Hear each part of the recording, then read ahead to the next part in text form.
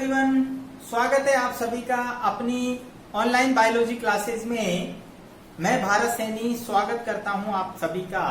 और जैसा आपको पता है, हमने मानव में रासायनिक समन्वय चैप्टर शुरू कर दिया था और इस चैप्टर की मैंने खास आपको बात बताई थी कि ये न सिर्फ 12th क्लास के लिए बल्कि 11th क्लास के लिए भी उतना ही महत्वपूर्ण चैप्टर है। दोनों क्लासेस में ये आपके रहेगा। आपको मैंने पिछली बार भी बताया था कि ये एनसीईआरटी सिलेबस के अंदर इस बार 11th क्लास में हमारे राजस्थान बोर्ड में डाला गया है, जबकि 12th क्लास में ये ऑलरेडी चालू है। अपने 12th क्लास में चैप्टर 29 है और 11th क्लास में ये रहेगा चैप्टर 22। क्लियर हो गई ये बात।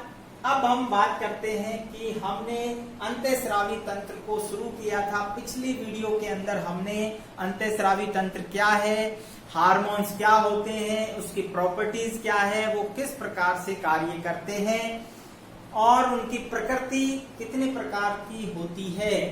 आज का जो वीडियो है वो हमारा पहली अंतःस्रावी ग्रंथि जो महत्वपूर्ण हम पढ़ेंगे, हाइपोथैलेमस, उस पर आधारित है।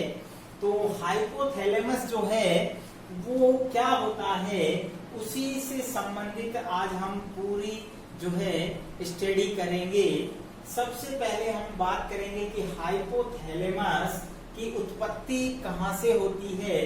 तो ये एक्टोडर्मल होती है, अर्थात एक्टोडर्म जो भ्रूणीय स्तर होता है उससे हाइपोथैलेमस की उत्पत्ति और परिवर्धन होता है। ध्यान रखना सभी स्टूडेंट्स से मैं एक बात कहना चाहूंगा कि मस्तिष्क में हमारे अधिकांश भाग जो हैं वो एक्टोडर्म से बने हैं। क्योंकि हमने तंत्रिका तंत्र में भी पढ़ा था कि मस्तिष्क और तंत्रिका तंत्र एक्टोडर्म से परिवर्तित होता है।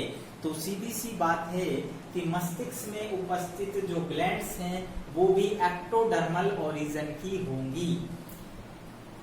स्थिति की अगर हम बात करें तो हाइपोथैलेमस जो है अग्र मस्तिष्क का भाग है। ये अग्र मस्तिष्क का भाग है जो डायनसिफेलॉन की गुहा, डायनसिफेलॉन जो होता है अग्र मस्तिष्क पश्च जिसे हम कहते हैं, उसकी गुहा, दैट इज थर्ड वेंट्रिकल।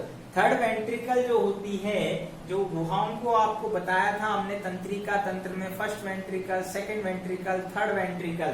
तो थर्ड वेंट्रिकल को हम डायोसील कहते हैं, जो कि डायनसिफेलॉन की गुहा होती है, राइट। उसकी छत बनाता है।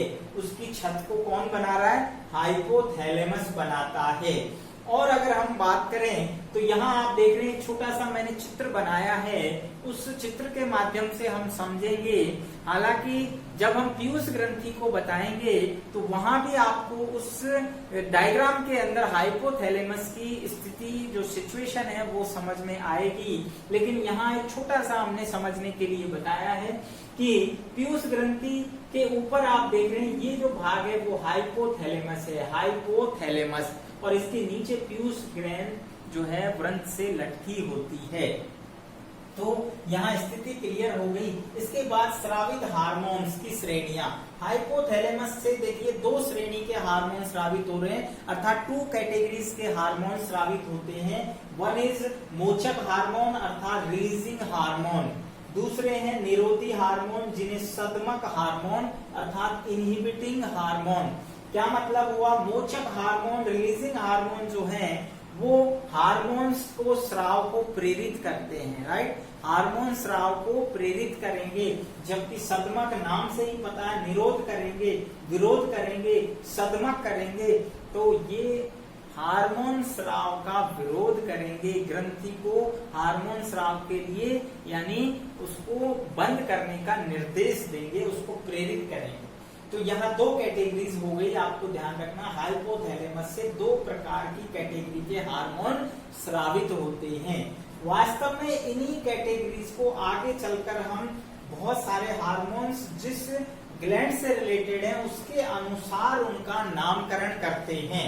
जैसा आप यहाँ देख रहे हैं कार्य की अगर हम बात करें तो वास्तव में ये जो कार्य करते हैं कि पीयूष ग्रंथि से हार्मोन उत्पादन व स्राव का नियंत्रण, इसी कारण से, यानी ये क्या काम कर रहे हैं, पीयूष ग्रंथि से हार्मोन का उत्पादन, यानी पीयूष ग्रंथि जो होती है पिट्यूटरी ग्लैंड, उससे हार्मोन का उत्पादन यानी प्रोडक्शन और स्राव यानी रिलीजिंग, यानी रिलीज करने का जो नियंत्रण है वो कंट्रोल किसके हाथ में होता है, वो हाइपोथैलेमस में होता है। ध्यान रखना, पहले हम ये मानते थे कि पीयूष ग्रंथि ही सभी ग्लैंड्स का नियंत्रण करती है, जबकि ऐसा नहीं है। नई स्टडी के अनुसार अब हम ये मानते हैं कि जो हाइपोथैलेमस होता है वो पीयूष ग्रंथि से भी ऊपर उसको कंट्रोल करता है, यानी पीयूष ग्रंथि का नियमन कौन कर रहा है, हाइपोथैलेमस। इसी कारण से हाइपोथैलेमस को अंतःस्रावी नियमन का सर्वोच्च कमांडर, बहुत इंपॉर्टेंट टर्म से ध्यान रखना, हाइपोथैलेमस को अंतःस्रावी नियमन का सर्वोच्च commander, that is supreme commander कहते हैं। दूसरी बात, प्रधान ग्रंथि का भी नियंत्रक। प्रधान ग्रंथि कौन है, master glands, that is Piyush glands. Piyush gland जो है, पिट्यूटरी ग्लैंड जो है, वो प्रधान ग्रंथि है हमारे शरीर की, चूंकि वो अन्य ग्रंथियों पर कंट्रोल करती है और अल्टीमेट पीयूष ग्रंथि पर कंट्रोल कौन कर रहा है, हाइपोथैलेमस। तो हाइपोथैलेमस प्रधान ग्रंथि का भी नियंत्रक है, अर्थात master of the master gland. तो ये दोनों टर्म्स आपको समझ में आनी चाहिए। क्वेश्चंस पूछे जाते हैं एग्जामों में कि सुप्रीम कमांडर किसे कहते हैं, तो सुप्रीम कमांडर होता है हाइपोथैलेमस। मास्टर ग्रंथि का भी मास्टर कौन है, हाइपोथैलेमस। क्यों है, यहाँ पर मैं एक टर्म आपको बता दूं कि यहाँ सुप्रीम कमांडर नाम क्यों पड़ा है। जिस प्रकार हमारी तीनों सेनाओं के, चाहे वो थल सेना हो या नभ सेना हो या वायु, जिसे हम कह रहे हैं आर्मी हो, आर्मी, एयर और जो नेवी होती है, उन सभी सेनाओं का के ऊपर जो कमांडर होते हैं, यानी उनके पर्टिकुलर कमांडर हैं, और फिर उन तीनों कमांडरों के ऊपर सुप्रीम कमांडर कौन होता है, राष्ट्रपति होता है, प्रेसिडेंट होता है। तो वो कंट्रोल करता है तीनों सेनाओं को, डिसीजन क्या लेना है। तो इसी प्रकार हाइपोथैलेमस। इसी तरह से आप देखते हैं कि जो बैंड होती है, इसको ऑर्केस्ट्रा ऑफ बैंड कहते हैं, यानी बैंड का हम ऑर्केस्ट्रा भी कहते हैं। ऑर्केस्ट्रा में एक मास्टर होता है, आपने देखा होगा बैंड में सभी जो साज वाले होते हैं उनके अंदर एक व्यक्ति ऐसा होता है जो उन सभी को निर्देश देता है कि किस प्रकार का म्यूजिक हमें बजाना है या ऑन करना है, तो उसको हम जो है ऑर्केस्ट्रा का मास्टर कहते हैं। तो यहाँ पर हम हाइपोथैलेमस को कई जो है नाम से डिनोट करते हैं, ये आपको ध्यान में रखना है, क्योंकि यहीं से इससे क्वेश्चन ज्यादा बड़ा नहीं है, छोटे क्वेश्चन इससे पूछे जाते हैं हमेशा हाइपोथैलेमस से। अब हम आगे बात करते हैं कि हाइपोथैलेमस से कौन कौन से हार्मोन स्रावित होते हैं। मैंने कहा मुख्य कैटेगरी तो यही है, मोचक हार्मोन और निरोधी हार्मोन, लेकिन अब ये हार्मोन किस ग्लैंड्स को प्रेरित कर रहे हैं उसी के अनुसार आप देख रहे हैं, यहाँ हमने 10 हार्मोन्स की लिस्ट लिखी हुई है आपके सामने। सबसे पहले हम बात करें GHRH, तो यहाँ जितना भी RH लिखा हुआ है, यहाँ आप देख रहे हैं RH का मतलब होता है रिलीजिंग हार्मोन, राइट, और इनहिबिटर हार्मोन का मतलब होता है IH, क्लियर। तो यहाँ आप देख रहे हैं जहां भी RH लिखा हुआ है अर्थात मोचक हार्मोन, जहां IH लिखा है इसका मतलब है सदमक इनहिबिटरी हार्मोन। हर जगह आप देख रहे हैं ये पूरी जगह लिखा हुआ है, तो ये बात क्लियर हो गई। तो यहाँ GHRH, GH अर्थात ग्रोथ हार्मोन यानी वृद्धि हार्मोन, और रिलीजिंग हार्मोन अर्थात मोचक हार्मोन।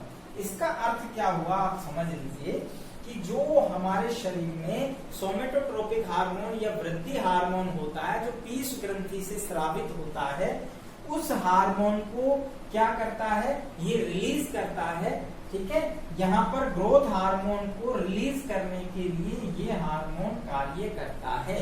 और ये GH-RH कहाँ से स्रावित हो रहा है? हाइपोथैलेमस से। जबकि GH कहाँ से स्रावित होगा? पीयूष ग्रंथि से। क्लियर। नेक्स्ट है GH-IH, यानी GH-IH क्या करेगा? वृद्धि हार्मोन, सदमक हार्मोन। यानी कहने का मतलब है ये वृद्धि हार्मोन को मोचक यानी रिलीज करने के लिए प्रेरित करेगा पीयूष ग्रंथि को, जबकि IH हार्मोन क्या करेगा? ग्रोथ हार्मोन को यानी रोकने का प्रयास करेगा, उसको सदमन का कार्य करेगा, पीयूष ग्रंथि को निर्देश देगा कि भाई हार्मोन को कम करना है, वृद्धि ज्यादा हो रही है। क्लियर। तो ये समन्वय करते हैं, दोनों एक दूसरे के विपरीत कार्य कर रहे हैं। क्लियर। नेक्स्ट है TRH, यानी थायरोट्रोपिक मोचक हार्मोन, थायरोट्रोपिक रिलीजिंग हार्मोन। तो ये थायरोट्रोपिक थायराइड ग्रंथि से हार्मोन को रिलीज करने के लिए प्रेरित करेंगे। नेक्स्ट है PRRH, PRRH अर्थात प्रोलैक्टिन मोचक hormone, prolactin releasing hormone. Prolactin पीयूष ग्रंथि से स्रावित होता है, राइट। और इसी को सदमन करने वाला हार्मोन क्या होगा? PRIH, यानी प्रोलैक्टिन इनहिबिटरी हार्मोन, यानी सदमक हार्मोन। क्लियर हो गया। आगे चलते हैं। MSH, देखिए MSH हार्मोन स्रावित होता है पीयूष ग्रंथि से, जिसे हम कहते हैं melanocyte stimulating hormone. Melanocyte stimulating hormone, that is melanocyte उद्दीपक हार्मोन। हिंदी में बोलेंगे मेलेनोसाइट उद्दीपक हार्मोन। ये हार्मोन जो है पीयूष ग्रंथि से स्रावित होता है, लेकिन इसके आगे RH लगा दिया तो ये कौन सा हार्मोन हो गया? हाइपोथैलेमस का हार्मोन हो गया। हाइपोथैलेमस से ये हार्मोन स्रावित होता है मेलेनोसाइट उद्दीपक हार्मोन, मोचक हार्मोन। अर्थात ये पीयूष ग्रंथि से मेलेनोसाइट जो कोशिकाएं होती है उनसे मेलेन जो हार्मोन स्रावित होता है उसको रिलीज करने के लिए प्रेरित करेगा। क्लियर। इसी प्रकार आप देख रहे हैं MSH-IH, यानी ये इसके विपरीत है। ये इस उद्दीपक हार्मोन को क्या करेगा? सदमन करेगा, यानी उसको कम करेगा, यानी स्राव को रोकेगा। नेक्स्ट है CRH, corticotropic hormone releasing hormone, right. ये कॉर्टिकल जो कॉर्टेक्स होता है एड्रिनल ग्लैंड्स के, उसको अपने हार्मोन्स को स्रावित करने के लिए प्रेरित करेगा। इसी प्रकार LHRH, luteinizing hormone, luteinizing hormone releasing hormone अर्थात मोचक हार्मोन। तो ल्यूटिनाइजिंग हार्मोन को स्रावित करने के लिए ये हार्मोन प्रेरित करेगा, राइट। नेक्स्ट है FSH-RH hormone, follicle stimulating hormone. Follicle stimulating hormone किससे स्रावित होता है? ये अंडाशय से स्रावित होता है। क्लियर। अंडाशय से पुटिका उद्दीपक हार्मोन कहते हैं इसको। और ये हार्मोन को रिलीज करने के लिए यहाँ से RH हार्मोन यानी हाइपोथैलेमस, जब RH लग गया तो किसका हार्मोन होगा? हाइपोथैलेमस का। तो ये FSH-RH हार्मोन हाइपोथैलेमस से रिलीज होकर क्या करेगा? ये जो है पुटिका उद्दीपक हार्मोन को प्रेरित करेगा, किससे? अंडाशय से निकलने के लिए, रिलीजिंग के लिए। क्लियर हो गई ये बात। तो यहाँ मोटे रूप से हमें एक बात समझ में आ गई कि जितने भी हमारी जो ग्रंथियां हैं, मुख्य रूप से पीयूष ग्रंथि और उससे स्रावित हार्मोन के आगे आपने रिलीजिंग हार्मोन RH लगा दिया तो वो कौन सी कैटेगरी हो गई? हाइपोथैलेमस के हार्मोन की रिलीजिंग कैटेगरी हो गई। अगर उसके सामने आपने IH लगा दिया तो वो हाइपोथैलेमस की निरोधी हार्मोन की सीरीज हो गई। तो ये बात आपको समझ में आ जानी चाहिए। बहुत ही सिंपल है समझना, इसमें कोई ज्यादा उसकी आवश्यकता नहीं है। मैं समझता हूं कि हाइपोथैलेमस से संबंधित जो क्वेश्चन आपके बोर्ड में या कहीं भी नीट एग्जाम में आएगा, यहाँ से बाहर नहीं होगा।